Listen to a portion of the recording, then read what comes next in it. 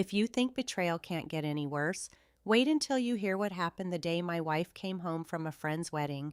She walked through our front door carrying a medical report that shattered her secret life. I didn't scream, argue, or expose her immediately. Instead, I made one simple decision that changed 4 lives forever. I handed that report to the one person my wife never wanted to see, her lover's wife. My name is Ethan Carter. I was 38 years old when my 12-year marriage fell apart. My wife, Lauren, was 35, beautiful, charming, and trusted by everyone. We had no children, but we had built a comfortable life together. At least that's what I believed. Lauren had traveled to Chicago for her college friend's wedding, spending 3 days celebrating while I stayed home managing my construction business. When she returned, something felt wrong. She looked exhausted, pale, and unusually quiet, barely hugging me before disappearing into the bathroom with her suitcase. Later that evening, I noticed a folded medical report sticking out of her purse. I wasn't trying to invade her privacy, but the words across the top caught my eye. Positive test result. My heart pounded as I opened it. Lauren had tested positive for a serious sexually transmitted infection. The doctor's notes recommended immediate treatment and urged that every recent partner be informed. I felt sick. We hadn't been intimate in nearly 2 months because she claimed work stress had killed her libido. There was only one explanation. Instead of confronting her, I quietly photographed every page and placed the report back exactly where I found it. The next morning, Lauren claimed she was meeting coworkers for lunch. The moment she left, I checked our shared phone records. One number appeared hundreds of times over the past year. It belonged to Daniel Brooks.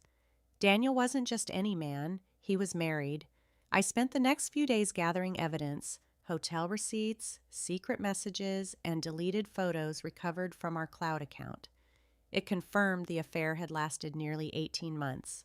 Then I learned something else. Daniel's wife, Emily, had absolutely no idea.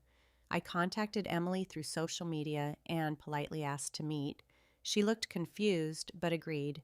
Sitting across from her at a quiet coffee shop, I didn't lead with accusations. I simply slid an envelope across the table containing copies of Lauren's medical report, phone records, hotel receipts, and photographs.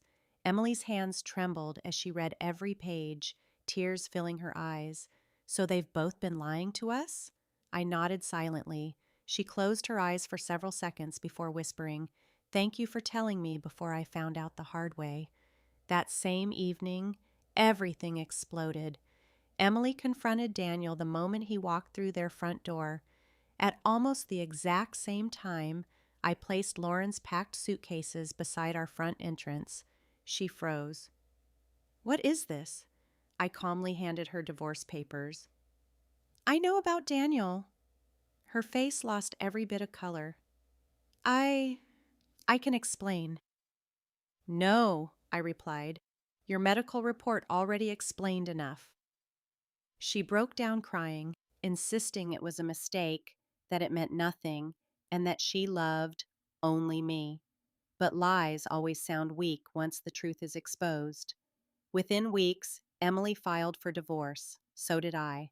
Daniel lost not only his marriage, but also his executive position after the affair violated company policies regarding workplace relationships. Lauren begged me for another chance almost daily for months, writing letters, leaving voicemails, and even showing up outside my office. But every apology arrived too late. One afternoon, she quietly admitted she wished she had never gone to that wedding because everything had fallen apart afterward. I looked at her calmly. "The wedding didn't ruin your life. You did." I walked away without looking back. A year later, my life looked completely different. My business was growing faster than ever. I had rebuilt my confidence, and I had finally learned that peace is worth far more than pretending a broken marriage can still be saved. Sometimes revenge isn't yelling or public humiliation. Sometimes the ultimate revenge is simply giving people the truth they tried so desperately to hide. And in our story, one medical report accomplished exactly that.